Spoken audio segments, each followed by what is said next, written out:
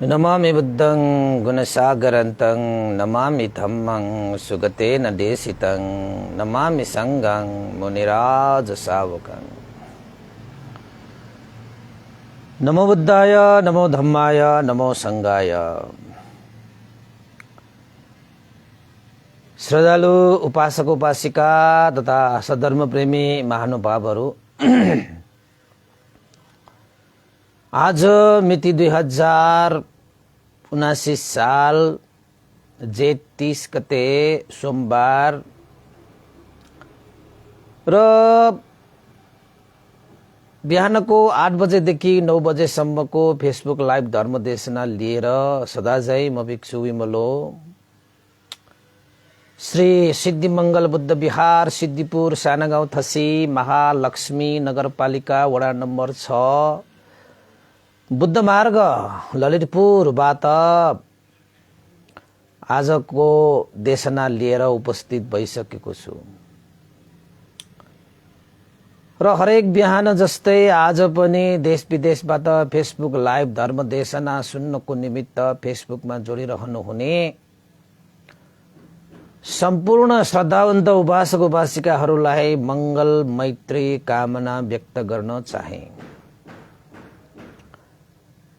र आज हाम्रो देशनाको शीर्षक रहेको छ भिक्षा दायिका विमानवत्तु। भिक्षा भनेको चाहिँ भिक्षा, दायिका भनेको चाहिँ दान गर्ने दाता। र यसैबाट प्राप्त भएको विमानवत्तु, यसैबाट प्राप्त भएको आनिशंसको बारेमा विमान प्राप्त गरे देवलोक देवभूमिमा कि मनुष्य लोकमा भिक्षा दिएर आएको कारणले, भिक्षा दायिका बनेर आएको कारणले गर्दाखेरि त्यसको प्रतिफल स्वरूप देवलोकमा देवता भएर जन्म लिन पाएको सन्दर्भमा यो उल्लेखित एउटा देशना हो। अब विमानवत्तुमा महामौट ग्लेन भन्तले अरू देवताहरूलाई भेटे जस्तै यो देवीलाई पनि भेट्नुहुन्छ। अरू सबै तपाईको सन्दर्भ त उस्तै उस्तै हो, यति फरक छैन। किन त भन्दाखेरि वार्तालाप हो र वार्तालाप पनि यस्तो वार्तालाप उहाँले प्रश्न गर्नुहुन्छ, देवताले उत्तर दिनुहुन्छ। उहाँले कस्तो कर्म गरेर तपाईले यो प्रतिफल पाउनु भयो भन्नुहुन्छ, देवताले फलाना फलाना कर्म गरेर मैले यस्तो प्रतिफल पाएको हुँ हे आनुभाव सम्पन्न भिक्षु भनेर जवाब दिनुहुन्छ। हुन त यति मात्रै हो। त थरीथरीका पुण्यहरू गरेर आएका हुन्छन् र थरी तरिकाले चाहिँ देवलोकमा जन्म लिनुहुन्छ। तपाईहरुले यो विमानवत्तुमा जति पनि देवीहरू छन्, अब देवताहरूको पनि पाला आउँछ। तपाईको स्त्री देवता, स्त्री भनेपछि तपाईको देवी भयो हैन।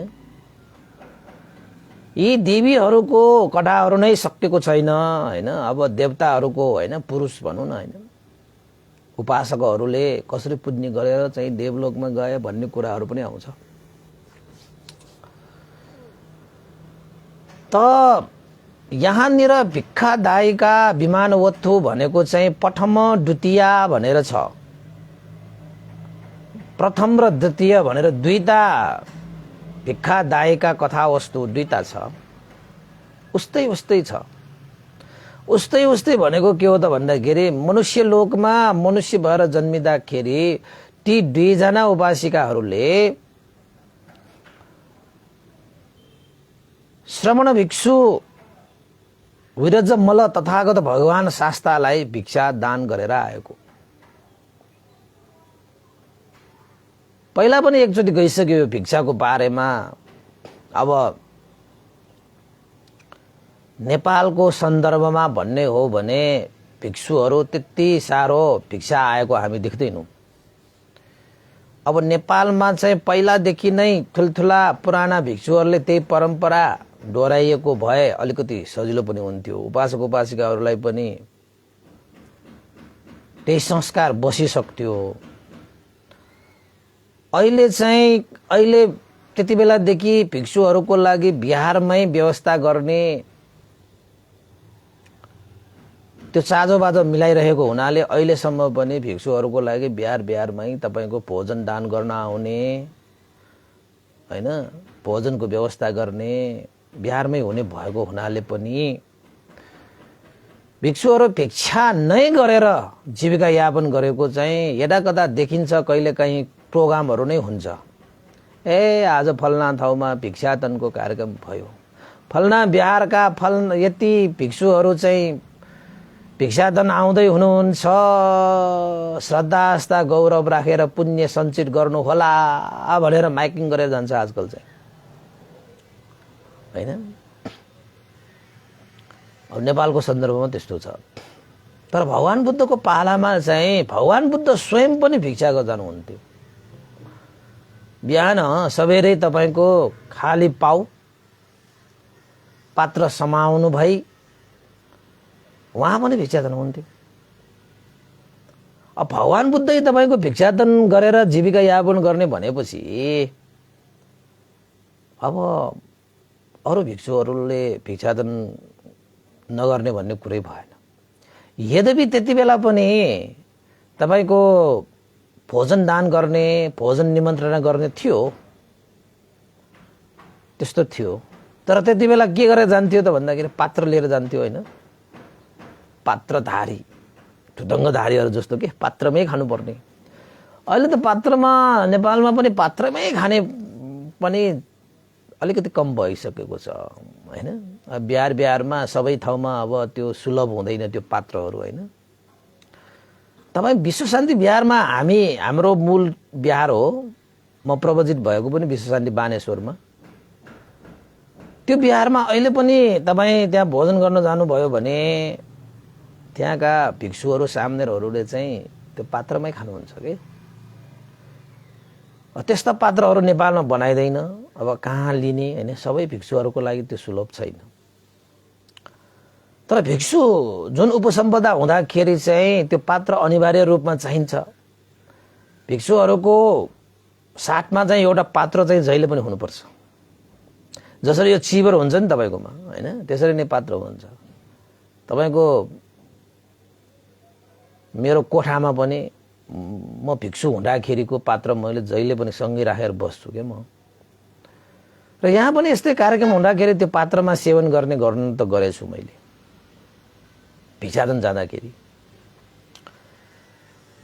त भिक्षाटनको सवालमा भिक्षुहरू चाहिँ पात्र बोकेर भिक्षाटन आउनु भनेको चाहिँ दायक दायिका उपासक उपासिकाहरू जो दाताहरू छन्, श्रद्धा आस्था गौरव राखेर दान गर्ने दाताहरू छन्, उहाँहरूको लागि पुण्य सञ्चित गराउनको लागि श्रमण भिक्षुहरू चाहिँ भिक्षाटन जानुहुन्छ।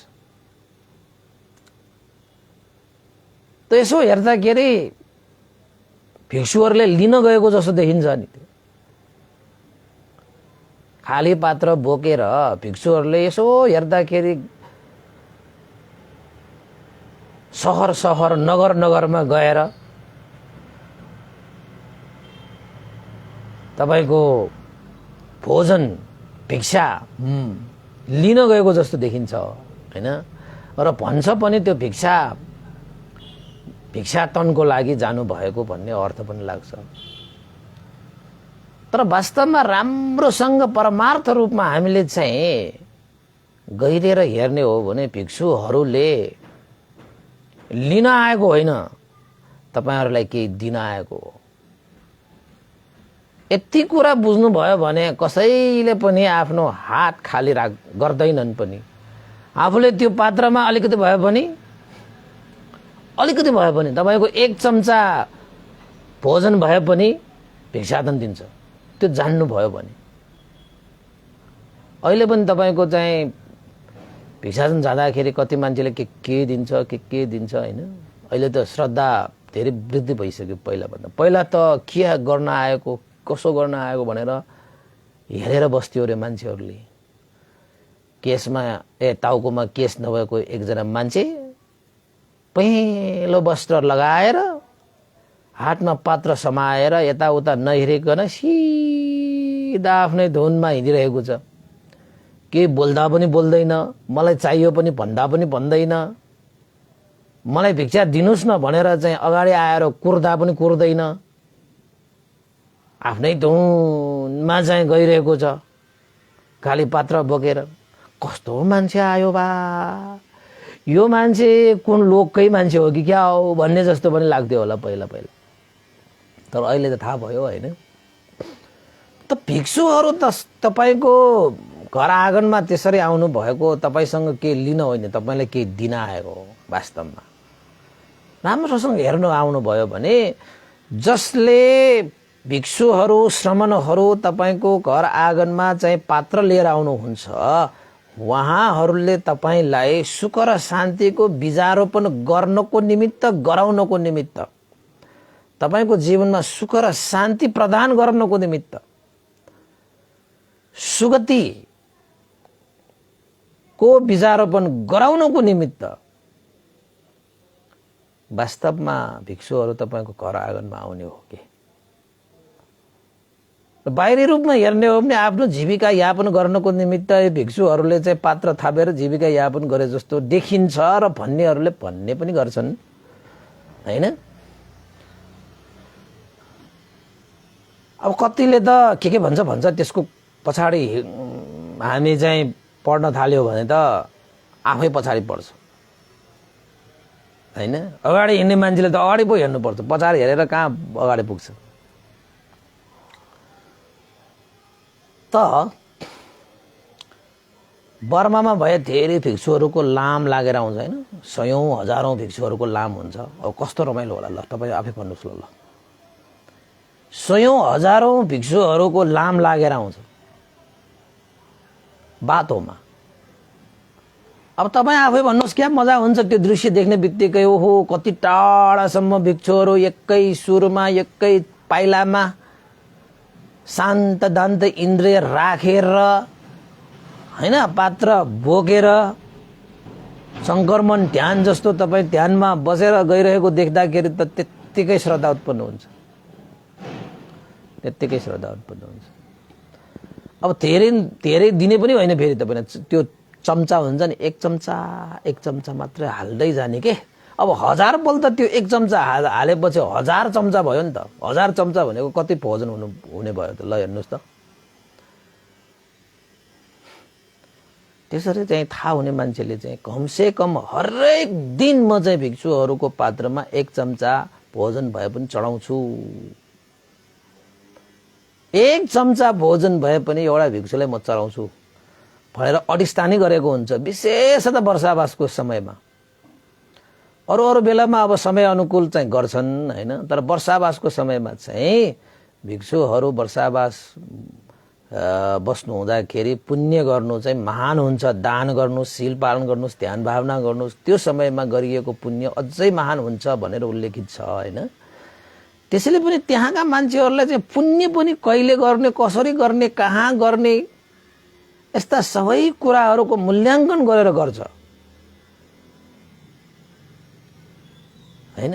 अब नेपालमा त केही थाहै छैन, मान्छेहरू चाहिँ भनाइकोमा लागेको हुन्छ, के गर्ने, कसो गर्ने, कहिले गर्ने, कहाँ गर्ने केही थाहा हुँदैन हैन।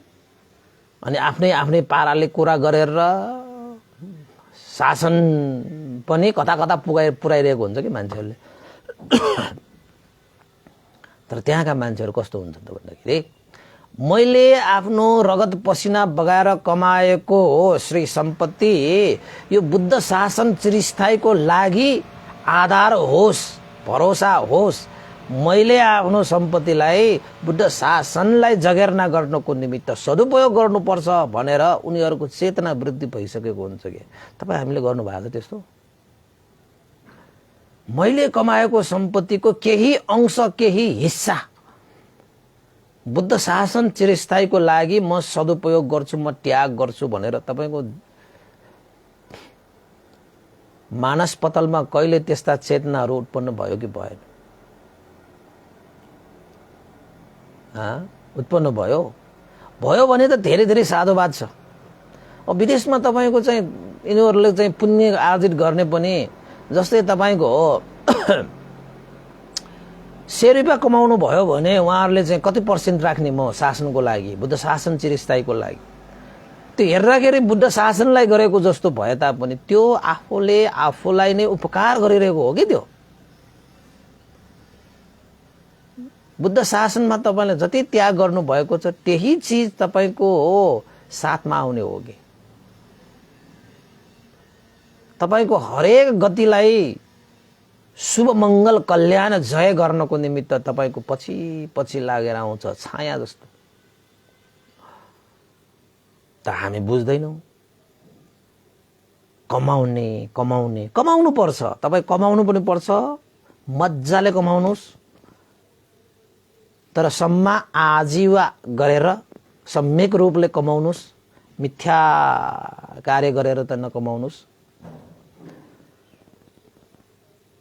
त आफूले कमाएको सम्पत्ति आफ्नै लागि मात्रै भनेर नछुट्याउनुस्। यो बुद्ध शासन चिरस्थायीको लागि पनि म केही अंश केही हिस्सा त्याग गर्छु भनेर। त बुद्ध शासनको लागि त्यसरी त्याग गरेर आएका ती मान्छेहरू चाहिँ यही जुनीमा पनि उसलाई सन्तोष मिल्छ, खुशी मिल्छ, शान्ति मिल्छ, प्रसन्न चित्तले जिउन पाउँछ र अनित्य संसार एक दिन मरेर गए पनि उसले सुगति प्राप्त गर्छ, निर्वाण धर्मलाई साक्षात्कार गर्छ। किन त भन्दाखेरि यो बुद्ध शासन भनेको सुगति र निर्वाणको मार्ग हो।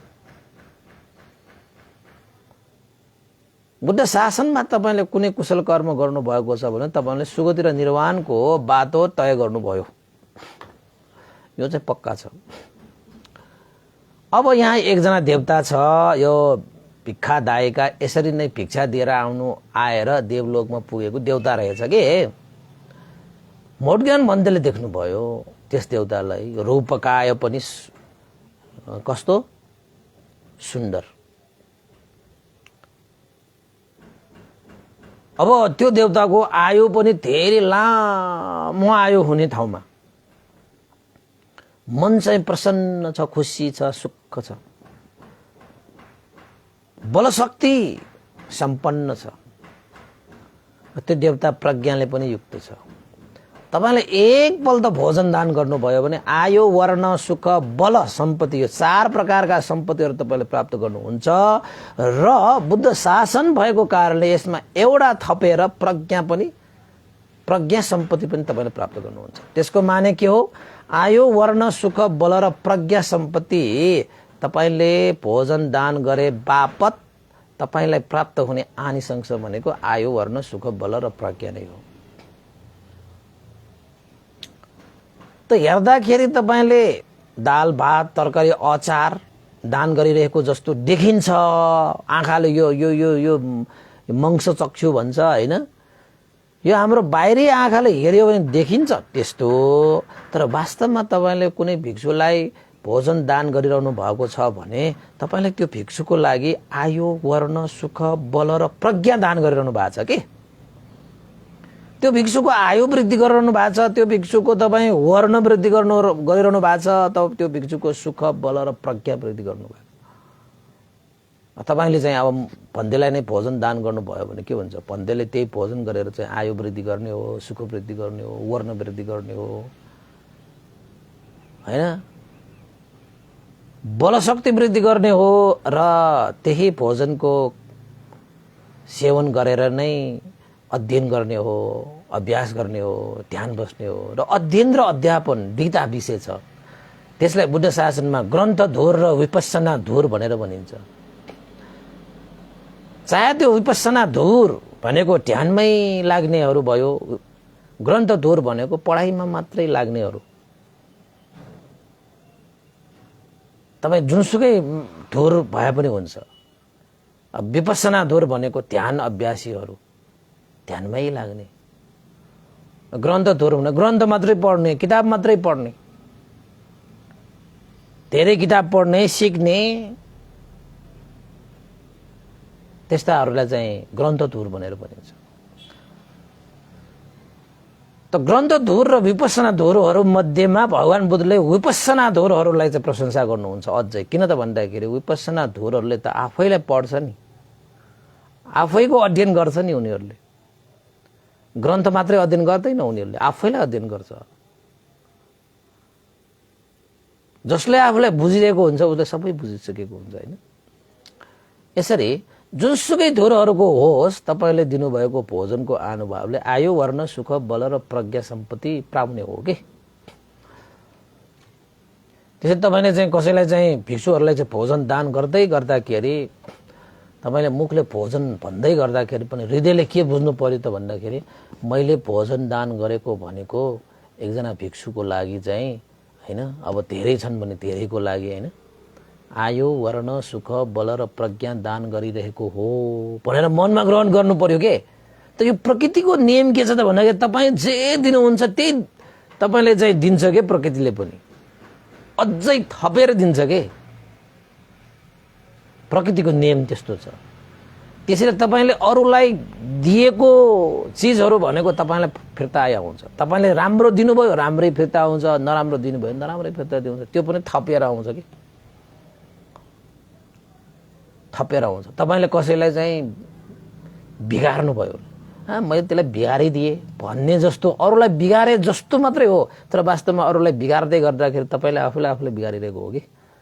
अरूलाई तपाईले खुसी दिँदै गर्दाखेरि मैले उसलाई खुसी दिए भन्नु मात्र हो। तपाईले अरूलाई खुसी दिँदै गर्दाखेरि वास्तवमा तपाईले आफूले खुसी दिइरहेको हो कि। यो प्रकृतिको नियम हो। यो हाम्रो भगवान बुद्धको शिक्षामा पनि यो लागू छ। यो भगवान बुद्धले पनि यस्तै देशना गर्नुभएको छ। प्रकृतिभन्दा परको विषय देशना गर्नै हुँदैन। त्यसैले यहाँनिर चाहिँ एकजना देवता चाहिँ कस्तो त सुन्दर काय रूप रंग वर्ण सुख बल प्रज्ञा भएको, यो किन भएको त? यस्तो अचम्म भयो। चारै दिशामा शरीरको तेजहरू फैलिरहेको, सबै कुराहरू सिद्ध भइरहेको, भोग सम्पत्तिहरू उत्पन्न भइरहेको, महान परिवार सुखहरू भइरहेको, देवलोकमा बसेर हैन, तेजस्वी यशस्वी हैन, तपाईको चाहिँ प्रभावशाली देवता देखेपछि मोदग्लान भन्थले सोधे हे देवी तपाईलाई यस्तो अनुभव कसरी प्राप्त गर्नुभयो? तपाई त देवलोकमा साह्रै प्रभावशाली देवता पो हुनुभयो त हैन र? पक्कै पनि तपाईले कुनै न कुनै कुशल कर्म त गरेरै आउनु भएको छ। लौ न देवी, कस्तो कुशल कर्म गरेर आउनु भएको कारणले तपाईले यस्तो प्रभावशाली अनुभव सम्पन्न देवी भएर तपाई जन्म लिन पाउनु भयो, ल भन्नुस् भनेर मोदग्लान भन्देले त्यो देवीलाई सोधे। यहाँ दुईजना देवीहरू छन् है, मैले चाहिँ यो दुईटै कथालाई एउटै बनाएर देशना गरे है, उस्तै उस्तै भएको कारणले। अनि त्यो देवीले पनि मोदग्लान भन्देलाई आदर गौरव सत्कार सम्मान गरेर भिक्षुको महत्व, भिक्षुको मूल्य मान्यता जानेको, भिक्षुहरूको प्रभाव, भिक्षुहरूको पुण्य, भिक्षुहरूको अर्थ जानेको मान्छेले अब वन्दना नगर्ला र? वन्दना त गरे होला, यहाँ उल्लेख नगरे पनि गरे होला नि। अब यहाँ चाहिँ त्यो ग्रन्थमा उल्लेख यसरी गरे उसरी गरे खुट्टा धोगेर यस्तो गरे हैन, तपाईको हात जोडेर यस्तो गरे भनेको छैन। तै पनि आदर सम्मान त गरिहाल्छ हैन। त्यस देवताले भने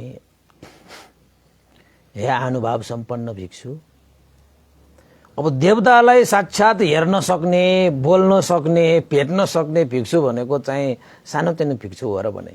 अब हामीलाई भन्यो भने देख्नै सक्दैन, भेट्नै सक्दैन, आह्वान चाहिँ गर्न सक्छु हैन। यसो देवताहरू आए होला भनेर चाहिँ हामीले अनुमान गरेर अलिकति महसुस चाहिँ गर्न सक्छु, त्यति मात्रै हो हैन। आँखाले नै पुरै देख्ने त होइन। हुन त देवताहरूसँग मलाई पनि वार्तालाप गर्न मन त थियो। के गरेर आयो तिमीले देवता भनेर? के पुण्य त गर्यो होला नि, कुन लोकमा छौ भनेर सोध्न मिल्थ्यो, भन्थ्यो होला नि त। भन्थे म त यस्तो पुण्य गरेँ भनेर भन्थ्यो होला त्यस्तो जुरेन अहिलेसम्म होइन, जुर्लान् होइन, त्यो पनि जुर्न सक्छ। त्यसैले चाहिँ हामी सुत्ने भनेको चाहिँ देवताहरू आउन सक्छ होइन प्रथम प्रहरसम्म। ब्रह्माहरू त अलिकति ढिलाइ हुन्छ, हामी त सुदिस्या हुन्छ होइन। देवताहरू तपाईँकोमा आउने भनेको यसरी आयो भने अहिले आउँदैन तपाईँको, अहिले त आह्वान गरे मात्रै हो होइन। उहाँहरू नै आउने भनेको चाहिँ तपाईँको रात्रिको पहिलो प्रहर भनेपछि तपाईँको 6 बजेदेखि 10 बजेसम्म। त्यही भएर चाहिँ भिक्षुहरू प्रायः 10 बजेपछि नै सुत्छन् क्या। देवताहरू आयो भने त वन्दना गर्न आयो भने त उपदेश दिएर पठाउनु परेन होइन। अब हामी चाहिँ 10 बजे अगाडि नै सुत्यो भने चाहिँ देवताहरू आएर पनि लौ भिक्षु त सुतिसक्यो, के गर्ने, भेट्न आएको, अब डिस्टर्ब पनि गर्नु भएन। भिक्षुहरूको निन्द्राले डिस्टर्ब गर्यो भने पनि त नमजै हुन्छ होइन, फर्किन्छ होइन। त्यही भएर चाहिँ 10 बजेसम्म चाहिँ उठिरहनु पर्छ कि देवताहरू आउलान् कि भनेर। आयो भने त उपदेश दिएर पठाउनु पर्ने, ल यस्तो गर उस्तो गर बोलज्ञान भन्दैले जस्तो होइन। अब यहाँ चाहिँ साक्षात् देखिने देवता होइन, बोलज्ञान भन्दै त प्रत्यक्ष त्यहाँ देवलोकमा गएर देवताहरूलाई भेटेर वार्तालाप गर्न सक्ने त्यस्तो प्रभावशाली भिक्षु। अनि त्यो देवताले चाहिँ बोलज्ञान पण्डितलाई भन्थे म मनुष्य लोकमा मनुष्य भएर जन्मेको बेलामा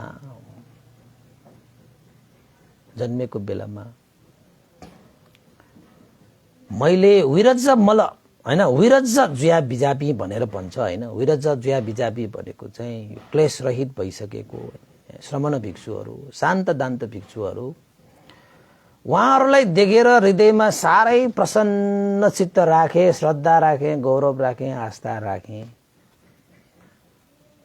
र मैले आफूले खाने गरेको घाँस भातको जति पनि घाँसहरू छन्, मैले यदि 10 घाँस खान्छु भने मैले सदा सर्वदा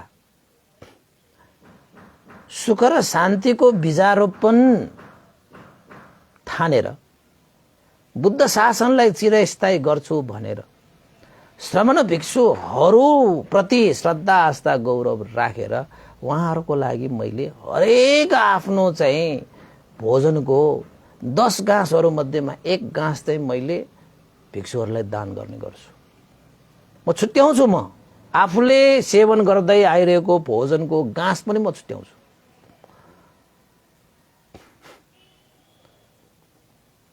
धेरै पनि तपाईले दान गर्नु पर्दैन, नसकिने गरी दान गर्नु पर्दैन। ओ दान त गर्नुपर्छ रे भन्तेले ल म दान गर्छु भनेर चाहिँ नसकी तपाईले दान गर्नु पर्दैन।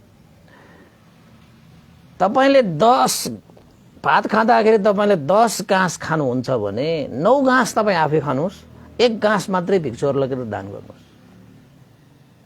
9 घाँस खाएर तपाईको पेट नभर्ने पनि होइन, 10 घाँस खाएपछि भर्ने पेटलाई 9 घाँस खाएर केही फरक पर्दैन। त 1 घाँस तपाईले चाहिँ श्रमण भिक्षुहरूको पात्रमा उहाँहरूलाई तपाईले दान गर्नु भएको छ भने तपाईले बुद्ध शासनलाई चिरस्थायी गरिरहनु भएको हो। बुद्ध शासनलाई उन्नति गर्नको निमित्त तपाईले सहयोग गरिरहनु भएको छ। तपाई भिक्षा दायिका बनिरहनु भएको छ, दायिका बनिरहनु भएको छ। र बुद्ध शासनको अंश तपाईले प्राप्त गर्नको निमित्त तपाईले कुशल पुण्यहरू सञ्चित गरिरहनु भएको छ। त्यो देवीले के भने, श्रमण भिक्षुहरूलाई देखेर मनमा अति प्रसन्न राखेर ओहो मेरो भाग्य, मैले सुख र शान्तिको बीजारोपण गर्ने पुण्य खेत मैले पाएँ। भिक्षुहरू भिक्षाटन आउँदै गर्दाखेरि त्यो पात्र पुण्यं खेतं सम्झेर मैले आफ्नो घाँसहरू छुट्याएर आफ्नै हातले भिक्षुहरूको लागि भिक्षा दिने गर्दछु।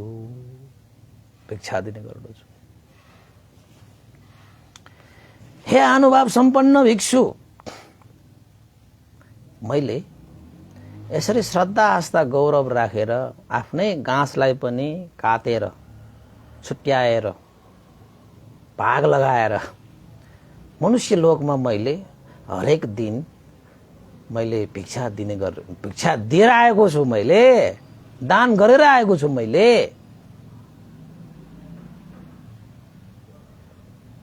ठुलो कर्म त मैले त्यति गर्न पाइनँ, तर मैले भोजन दान चाहिँ गरेर आएको छु।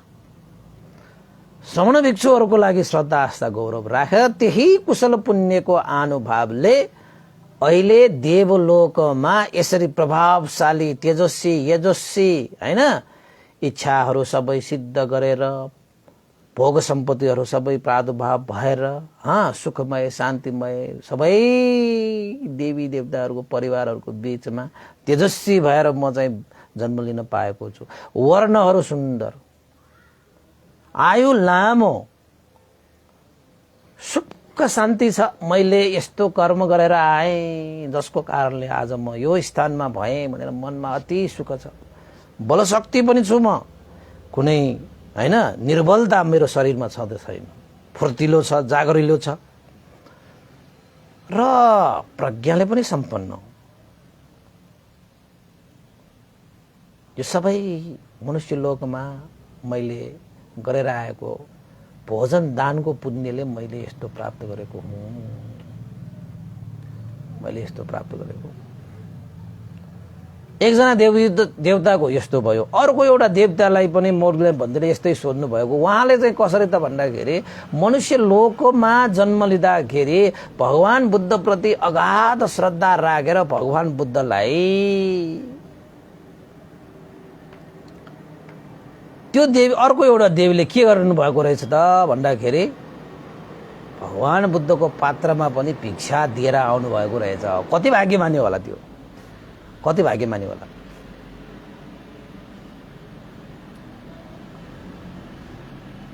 त्यसैले साँच्चैकै पुण्य रूपी बीजारोपण गर्न चाहने पुण्यं खेतङ भनेर थाहा पाउनेहरूले आफूले कमाएको सम्पत्तिहरूमा केही हिस्सा काटेर बाँडेर श्रमण भिक्षुहरूको लागि जसले बुद्ध शासनलाई चिरस्थायी गर्नको निमित्त जीवन परित्याग गरिरहनु भएको छ, धर्म प्रचार गरिरहनु भएको छ, हैन धर्मको बीजारोपण धर्मको बिउ छरिरहनु भएको छ, यस्ता भिक्षुहरूको लागि आफ्नो भोग सम्पत्तिबाट तपाईले केही हिस्सा उहाँहरूको लागि तपाईले त्याग गर्नु भनेको चाहिँ तपाईले आफैले आफ्नो जीवनलाई सुख र शान्तिको बीजारोपण गरिरहनु भएको हो कि।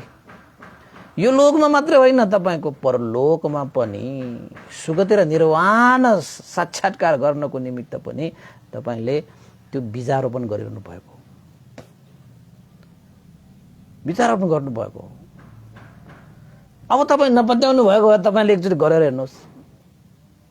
श्रमण भिक्षुहरू कहाँ तपाईँले भिक्षाहरू दिँदै गर्दाखेरि कति मन शीतल हुन्छ, कति शान्त हुन्छ। किन त भन्दाखेरि श्रमण भिक्षुहरू भनेको त तपाईँको शील समाधि प्रज्ञाले सम्पन्न भइरहेको हुन्छ नि त, शीतल शान्त सुन्दर हुन्छ क्या तपाईँको। त्यसैले तपाईँहरूले पनि कहिले पनि यस्ता मौका नगुमाउनुहोस्। बेला बखत अवसर उपलक्ष्यहरूमा त तपाईले भिक्षुहरूलाई घरैमा निमन्त्रणा गरेर पनि तपाईले भोजन गराउन सक्नुहुन्छ। बिहारमा गएर पनि तपाईले भोजन गराउन सक्नुहुन्छ। कहीँ कतै तपाईले भिक्षुहरू त्यसरी भिक्षाटन आउनु भएको देख्नुभयो भने केही न केही त्यो पात्रमा खसालिदिनुहोस्। खसाल्ने भनेको चाहिँ तपाईले दान गर्नु भनेको, फेरि अर्कै अर्थ लाग्ला, फेरि खसाल्ने भन्छ भन्छ हैन। भेट्नुभयो भने तपाईले खाली हात चाहिँ नगर्नुहोस् भन्ने अर्थ हो। किन त भन्दाखेरि तपाईको लागि नै त्यो सुख र शान्तिको बीजारोपण गर्ने त्यो सुवर्ण अवसर हो कि। त्यस्तो अवसरलाई त छोड्नु भनेको त के होला त, त्यस्तो अवसरलाई छोड्ने भन्नेको त अर्थ के होला र उपासको हैन। त्यसैले यो दुईजना देवताहरू छन् हैन, मैले जोडेको मात्रै हो, एउटा कथा हो हुन त। एकजना देवीले चाहिँ मनुष्य लोकमा जन्मिँदाखेरि आफ्नो भागको केही अंश छुट्याएर 10 घाँस खाने मान्छेले 1 घाँस चाहिँ श्रमण भिक्षुहरूको लागि दान गर्ने। एकजनाले चाहिँ भगवान बुद्धलाई नै दान गरेर आउन पाएको, भगवान बुद्धलाई नै दान गर्न आउनु पाएको। त्यसैले भनिन्छ जति संसारलाई तपाईले दिएर जानुभयो त्यति लिएर जाने हो, जति तपाईले लिएर बस्नु भएको छ त्यति सबै छोडेर जाने हो। अब दुईटै काम छ तपाईको जिन्दगीमा, कि त दिएर जाने कि त छोडेर जाने। के गर्नुहुन्छ तपाईँ? तपाईसँग भएको श्री सम्पत्तिलाई तपाईले दिएर जाने हो कि छोडेर जाने हो? हैन। अब अर्को पनि छ, तपाईले जति पनि कमाउनु भएको श्री सम्पत्तिहरू छन् लिएर पनि जानिन्छ। कतिले मान्छे लिएर पनि जान्छ। तपाईले दिएर जानु भनेकै लिएर जानु हो नि त। त्यसैले ती देवताहरूले के भने त भन्दाखेरि जो कोहीले यो लोक र परलोकको जीवनलाई सुखमय, शान्तिमय, आनन्दमय आयु, वर्ण, सुख, बल र प्रज्ञाले सम्पन्न भएर जिउन चाहन्छन् भने उनीहरूले विरज हुनुभएका श्रमण भिक्षु, शान्त दान्त श्रमण भिक्षुहरूलाई आफूले कमाएको केही अंशहरू छुट्याएर श्रमण भिक्षुहरूको लागि भिक्षा दिएर आउनु, भोजन दान गरेर आउनु भन्ने अर्थ हो के? भिक्षा दिनु भनेको भोजन दान गर्नु हो कि? जसले भिक्षुहरूको लागि श्रद्धा, आस्था, गौरव राखेर आफ्नै हातले भोजन दान गरेर आउँछ, त्यस्ता व्यक्तिले आयु, वर्ण, सुख, बल र प्रज्ञा सम्पत्ति प्राप्त गर्छ र मन प्रसन्न गरेर आएकोले, श्रद्धा राखेर आएकोले, बुद्ध शासन चिरस्थायी गरेर आएको कारणले गर्दाखेरि उसको देव भूमिमा पनि उसको गति सुन्दर हुन्छ, तेजस्वी हुन्छ, यशस्वी हुन्छ, प्रभावशाली हुन्छ, सारा भोग सम्पत्तिहरू उत्पन्न हुन्छ, सबै मनले चिताएका सिद्ध हुन्छ। हे आनुभाव सम्पन्न भिक्षु, मनुष्य लोकमा मैले गरेर आएको त्यही भोजन दानको, त्यही भिक्षाको आनुभावले आज मैले यस्तो आनुभाव सम्पन्न देवी भएर म जन्म लिन पाएको हो। यो सबै आनुभाव मैले मनुष्य लोकमा बुद्ध शासनमा मैले रोपेर आएको बीजारोपणको फल हो भनेर त्यस देवीले महामौलज्ञान भन्तेलाई भने। ग्रन्थमा उल्लेख नभए पनि महामौलज्ञान भन्तेले त साधु साधु दिए होला। राम्रो काम गरेको लागि त साधु दिनै पर्छ, दिन्छ नै। त्यसैले उपासक उपासिकाहरू हामीले पनि तपाईले आफ्नो जीवनमा पुण्य रूपी बीजारोपण गर्नको निमित्त बुद्ध शासनमा प्रवजित हुनुभएका श्रमण भिक्षुहरूको लागि आफूले खाँदै आइरहेको 10 घाँस मध्येमा 1 घाँस भए पनि श्रमण भिक्षुहरूको लागि भोजन दान गर्नु। 1 घाँस भए पनि दान गर्नुस् भनेको, सबै दान गरेर आफू भोकै बस भनेको पनि होइन। हेर्नुस् है, 10 घाँस खाने मान्छेले 1 घाँस मात्रै दान गरे पनि पुग्छ अरे। 20 घाँस खानु भयो भने त कति? 2 घाँस त हो नि। 30 घाँस खानुहुन्छ भने 3 घाँस त हो नि। 40 घाँस खाएपछि तपाईँको पेटमा 4 घाँस त दिन सकिहाल्छ, सक्दैन? त्यो पनि कसको लागि? आफ्नै सुख शान्तिको लागि। त्यति त्याग गर्न सकिने भने, त्याग गर्न सकिएन भने त धर्म लाभ गर्नै सक्दैन। म किन मैले कमाएको सम्पत्ति त्यो श्रमण भिक्षुहरूको लागि किन दान गर्ने? खानुस् न, तपाईँ मजाले खानुस्। अब एकैचोटि मात्रै खाने हो। अहिले खाएर तपाईँको जुगौँ जुगसम्म फेरि कुनै बीजारोपण गर्नु भएन भने पछि पनि फल पाउँदैन तपाईँ, हैन? मनुष्य भइसकेपछि हामीले पुण्य त कमाउनै पर्छ, पुण्य त गर्नै पर्छ। धर्म कर्म नगरिकन तपाईले आफ्नो जीवनलाई अगाडि बढाउनु भयो भने कुनै न कुनै जन्ममा तपाईले चाहिँ दुर्घटना त हुन्छ नै। त्यो दुर्घटना भनेको कस्तो त भन्दाखेरि पुण्य नभएको जीवन भनेको चाहिँ लटाइबाट छुट्टिएको चङ्गा जस्तै हो। अब लटाइबाट छुट्टिएको चङ्गा भनेको हावाले जता पनि उडाउन सक्छ। त्यो लटाइबाट छुट्टिएको चङ्गाको कुनै अब चाहिँ भरोसा हुँदैन। त्यसरी नै धर्म र कर्म नभएको, पुण्य नभएको जीवनको पनि कुनै भरोसा हुँदैन। ऊ कहाँ गएर कहाँ ठोकिन्छ, कहाँ गएर त्यो जाकिन्छ भन्ने ठ्यारै हुँदैन। अब पुण्य नभएको जीवन भनेको त दुर्गतिमा गइहाल्छ। त्यहाँ गएर नरक, प्रेत, असुर, तिर्यक हैन त्यस्ता गतिमा परेर दुःख त भोग्नु पर्ने हुन्छ नि त। हामी चाहने सुख अनि सुखको विचारोपण नगरिकन सुखको मात्रै आशा गरेर बसेर हुन्छ।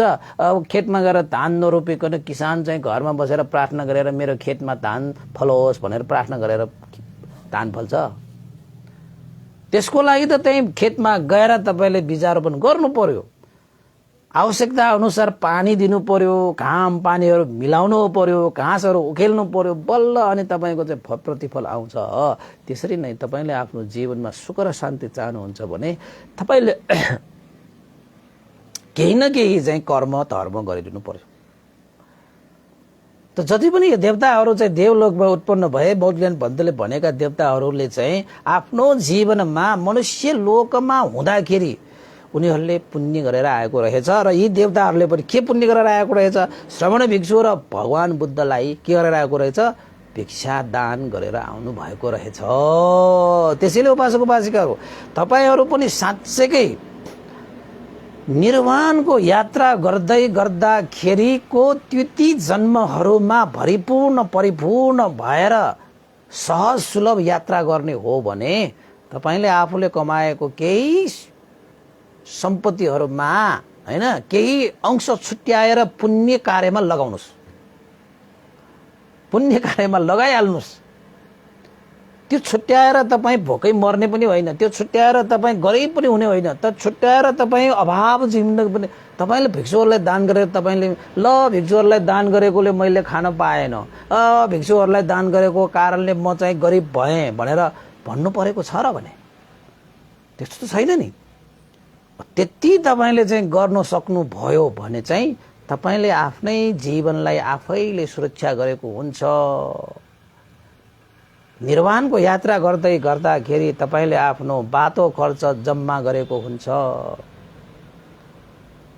त्यसले जीवनको केही समय, केही सम्पत्ति हैन जे छ तपाईसँग त्यसको केही अंश चाहिँ पुण्य क्षेत्रमा लगाउनुस्। जसरी एउटा किसानले खेतबाट जति पनि अन्न बालीहरू भित्र्याउँछ त्यो किसानले सबै अन्न बालीहरूलाई खाएर सकाउँदैन। उसले केही अंश छुट्याउँछ के को लागि? पुसाको लागि, बिउको लागि, बिजारोपण गर्नको लागि, फेरि त्यस्तै अन्न बाली भित्र्याउनको लागि बिउ भनेर उसले राम्रा राम्रा विषयलाई चाहिँ छुट्याउँछ। सबै खाँदैन। सबै खायो भने एकचोटि मात्रै हो। तपाईँ एकचोटि खानुहुन्छ कि बारम्बार खान पाउने मार्गमा लाग्नुहुन्छ? त्यो तपाईँको हातमा छ। त्यसैले हाम्रो जीवनमा जति पनि विषयवस्तुहरू हामीले प्राप्त गरेका छौँ त्यसको केही अंश, केही भाग, केही हिस्सा तपाईले चाहे सम्पत्ति होस्, चाहे तपाईको जीवनको तपाईको समय होस् हैन, तपाईको कार्य होस्, जुनसुकै होस्, पुण्य धर्म कर्म गर्नुमा छुट्याउनुस्। आजैदेखि छुट्याउनुस्। यो देवताले त त्यसरी छुट्याएर आएको। तपाईको 10 घाँस खाएको हो त्यो उपासिकाले एक घाँस त भिक्षुहरूको लागि भिक्षा दिने रे उसले।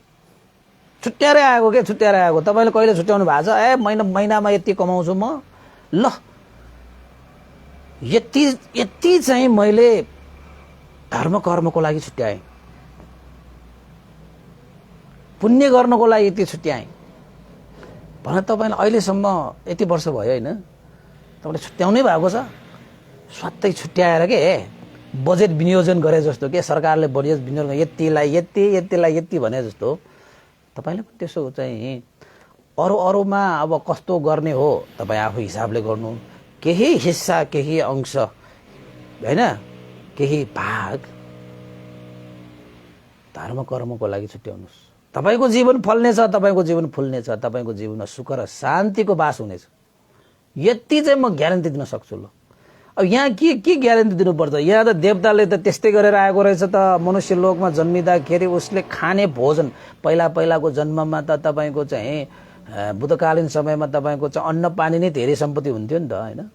आफूले खाने गरेको भोजनको केही हिस्सा त भिक्षुहरूको लागि, भगवान बुद्धको लागि, तपाईको भिक्षा दिनको लागि छुट्याएरै उसले दान गरेर आएको रहेछ नि त।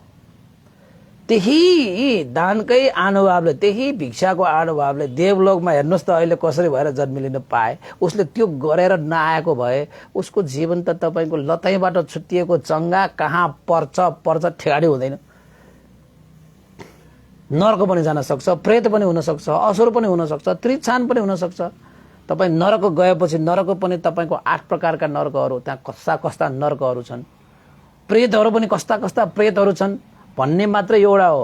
तपाई असुर काय भनेपछि तपाईको यक्ष हैन, लाखे, लसी आदि इत्यादि हैन, त्यस्ता कति पर्छ। तपाईको त्रिछान भनेर पशुपन्छीहरू भनेपछि हेर्नुस् त कति छ तपाईको पशुपन्छीहरू। जलचर थलचर सारा पर्छ त्यो त्रिछानमा। त्यस्तो कुनै न कुनै जन्ममा जन्मेर तपाईको जीवन चाहिँ त्यतिकै त्यसरी बितिरहेको हुन्छ हैन। तर त्यो उपासिकाले चाहिँ के गरे? केही हिस्सा छुट्याए, दान गरे, कुशल पुण्य सञ्चित गरेको आएको कारणले आज यो उसले प्रभाव पाए भनेर मौलज्ञान बन्धलाई बिन्ती चढाए। कति मजा। ल उपासिकाहरू अब धेरै कुरा त के गरौँ र है। आज हाम्रो अलिकति कार्यक्रम पनि छ, 9 बजिसक्यो। अब चाहिँ व्याख्या नगरिकन अब चाहिँ देशनालाई टुङ्ग्याउनु पर्ला। सबै उपासक उपासिकाहरूले पनि आफ्नो जीवनमा भएका केही श्री सम्पत्तिहरू, भौतिक सम्पत्तिहरू, केही हिस्सा अंशहरू छुट्याएर बुद्ध शासन चिरस्थायीको लागि, पुण्य धर्म कर्म गर्नको लागि अवश्य पनि छुट्याएर आफूले आफूलाई सुख शान्तिको भागीदार बनाउनको लागि आह्वान गर्दै आजको देशमा मैले यही टुङ्ग्याएँ। सबैलाई साधुवाद, भवतु सबमङ्गलं। र अन्तमा अब हामी पुण्यानुमान गर्नु अगाडि केही दाताहरूको चाहिँ यो श्रद्धा दानलाई अनुमोदन गरौँ। उपासक उपासिका दाताहरूको श्रद्धा दानलाई अनुमोदन गर्नु, खुसी भएर अनुमोदन गर्नु मात्रले पनि तपाईलाई धेरै पुण्य लाग्छ। यहाँ भन्तेले चाहिँ फल्ना दाताहरूले यसरी पुण्य गरेको छ भनेर चाहिँ यसरी चाहिँ यहाँ साधु अनुमोदन गर्नु होला। तपाईले पनि हृदयले साधु अनुमोदन गर्न सक्नुभयो भने तपाईले पनि त्यही दान गरे बापत गान गरे जस्तै तपाईले पनि पुण्य प्राप्त गर्नुहुन्छ हैन। अब मान्छेहरूलाई त्यस्तो थाहा भयो भने मान्छेहरूले त अर्काको दाह गर्छन् हैन। ल फल्नाले यस्तो दान गर्यो, फल्नाले यस्तो ठिस्का गर्यो भनेर चाहिँ दाह गर्नेहरू त तपाईको दाहले के हुन्छ त नर्कगामी हुन्छ, दुर्गतिगामी हुन्छ हैन। त्यसैले चाहिँ यो साधु अनुमोदन गर्ने पनि हाम्रो सुगतिको लागि एउटा चाहिँ आधार निर्माण तयार गर्ने विषयवस्तु हो। त्यसैले चाहिँ भन्देले चाहिँ अब यो नामको लागि होइन, यो चाहिँ तपाईको चाहिँ मलाई नाम चाहिँदैन भने नामको लागि दिएको त होइन, यो त धर्म कर्मको लागि दिएको हो। तर साधु अनुमोदन गर्दाखेरि पुण्य चाहिँ लाग्छ है, यो कुरा चाहिँ ख्याल गर्नुपर्छ।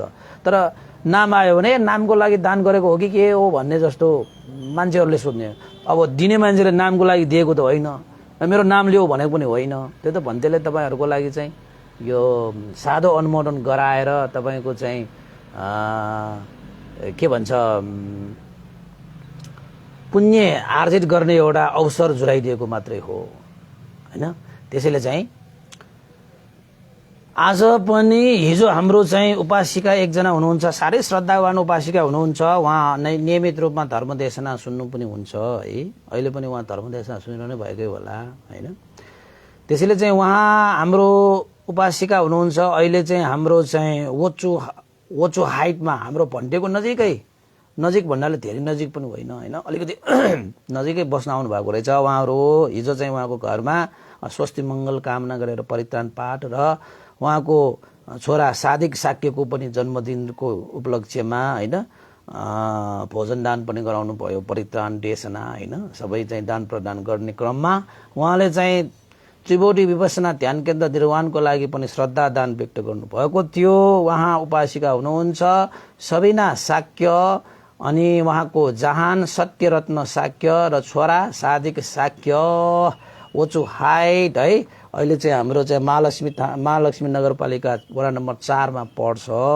उहाँ सबिना शाक्य, सत्यरत्न शाक्य, सादिक शाक्य परिवारबाट ध्यान केन्द्रको लागि रु 25,000 हिजो उहाँ सादिक शाक्यको जन्मदिनको उपलक्ष्यमा भोजन जाँदाखेरि उहाँहरूले चाहिँ श्रद्धा व्यक्त गर्नुभएको छ। उहाँहरूलाई यो पुण्यको अनुभवले जीवनमा सुख शान्ति समृद्धि उन्नति प्रगति अभिवृद्धि प्रभावशाली यशस्वी तेजस्वी जीवनयापन गर्नको निमित्त यो पुण्य हेतु होस् भनेर हामीले साधु अनुमोदन गर्नुपर्छ। र उहाँको यो सबिना शाक्य उपासिकाको पिता बुद्धरत्न शाक्य र शर्मिला शाक्य आमा शर्मिला शाक्य न्याखचोक भनेर लेख्नुहुन्छ। उहाँहरूले पनि ध्यान केन्द्र निर्माणको लागि रु 5,000 श्रद्धा दान हिजो भोजनमै भेटेको हुनाले उहाँहरूलाई पनि निमन्त्रण होइन 5,000 होइन, उहाँले चाहिँ 10,000 श्रद्धा दान पनि व्यक्त गर्नुभएको छ।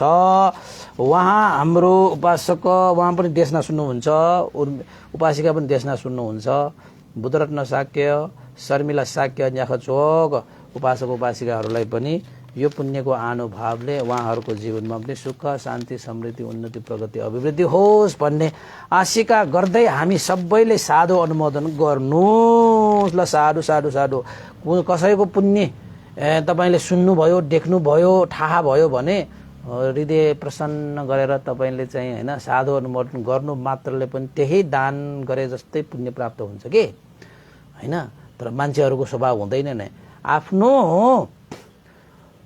अब उन्नतिमा दुखी हुनु भन्दा पनि अरूको उन्नतिमा दुखी हुने स्वभाव हुन्छ रे। यो ईर्ष्या र दाह गर्ने मान्छेहरूको अरूको उन्नति देखेर उसलाई दुःख हुन्छ, आफ्नो उन्नति नभएर उसलाई दुःख हुँदैन, फेरि अर्काको उन्नति भएरै दुःख हुन्छ। किन त भन्दाखेरि दाह गर्ने ईर्ष्या गर्ने मान्छे त भित्रभित्र पोल्छ नि। अनि कसरी चाहिँ यसको उन्नतिलाई खुट्टा तान्ने हुन्छ नि त। तपाईँ राम्रो काम गर्नुभयो भने खुट्टा तान्ने मान्छेहरू त कयौँ हुन्छ। तपाईँ नराम्रो काम गर्दै हिँड्नुहोस् त कसैले तपाईँलाई केही पनि गर्नु पर्दैन, तपाईँ होइन केही गर्दैन। राम्रो गर्न थाल्ने मान्छेलाई खुट्टा तान्ने मान्छे त थुप्रै हुन्छ। कसरी हुन्छ खुट्टा तान्ने? अब त्यो मान्छेलाई चाहिँ त्यो दाह भयो ईर्ष्या भयो भने त्यस्तै हुन्छ। तर श्रद्धा राख्ने आस्था राख्ने गौरव राख्ने मान्छेहरूले अरूले गर्न खोजेको गरेको होइन गरेको सुनेको देखेको लाई चाहिँ साधु अनुमोदन गरेर आफू पनि त्यो पुण्यको सहभागी हुन्छ कि। साधु अनुमोदन दिने बित्तिकै तपाईँको के हुन्छ? सहभागी हुन्छ, त्यो पुण्यमा सहभागी हुन्छ बाजेको बाचिकाहरू है। त्यस्तै गरी आज हाम्रो चाहिँ एकजना उपासक हुनुहुन्छ प्रवेश रत्न शाक्य उपासक। उहाँ पनि नियमित धर्म देशना सुन्नुहुन्छ र उहाँ चाहिँ हाम्रो कथिन दादाहरू पनि हुनुहुन्छ होइन। र उहाँको छोरा आकाश शाक्यको आज जन्मदिनको उपलक्ष्यमा उहाँको मङ्गल कामना गरेर परित्राण पात्र भोजन दानको प्रार्थना गर्नुभएको रहेछ। प्रवेश रत्न शाक्य र ज्ञानी शाक्य भनेर आमा बुवाले आफ्नो छोरा आकाश शाक्यको जन्मदिनमा पुण्य सञ्चित गर्नको लागि श्रद्धा दान स्वरूप रु 2,000 पनि श्रद्धा दान व्यक्त गर्नुभएको छ। उहाँ प्रवेश रत्न शाक्य र ज्ञानी शाक्य उपासिकालाई पनि धेरै धेरै साधुवाद र जन्मदिन पर्नुहुने आकाश शाक्यलाई पनि आजको जन्मदिनको उपलक्ष्यमा उहाँलाई मङ्गल कामना रोग शोक भय अन्तरा विघ्न बाधा रहित भएर जीवन सुखमय शान्तिमय पूर्वक जीवनयापन गर्नको निमित्त आजको यो पुण्य हेतु होस् भनेर जन्मदिनको उपलक्ष्यमा शुभकामना व्यक्त गर्न चाहे। ल त उपासक उपासक आजको लागि यति गरौँ, पुण्यानुमोदन गरौँ। यो पुण्यको अनुभवले श्रद्धेय गुरुवर ज्ञान पुण्यको मास्टर बन्ते लगायत श्रद्धेय गुरुवर स्यादो पण्डा विमुख सम्पूर्ण गुरुजनहरूमा देवता सत्व प्राणी र मनुष्यहरूमा तपाईँ हामी सबैका बितेर जानुभएका ज्ञाति बन्धुहरूको लागि पनि धर्म देशमा प्रत्यक्ष अप्रत्यक्ष सुन्नुहुने सम्पूर्ण देश विदेशका श्रद्धावन्त उपासक उपासिकाहरूलाई पनि आजको यो पुण्यको प्रभावले सुख शान्ति समृद्धि छाओस्। ल भयो, ल साधु साधु। Idang no nyatinang otu sukita hontu nyatayo. Idang no nyatinang otu sukita hontu nyatayo. Etavata sammehi sampatang punya sampadang sabbe deva anumodantu Samba sampati siddhya. Etavata sammehi sampatang punya sampadang sabbe satta anumodantu Samba sampati siddhya. Etavata sammehi sampatang punya sampadang sabbe bhuta anumodantu Samba sampati siddhya. साधु साधु साधु भवतु सब मंगलम। सबैको दिन मंगलमय होस्, कल्याण होस् सबैलाई। साधुवाद भवतु सब मंगलम।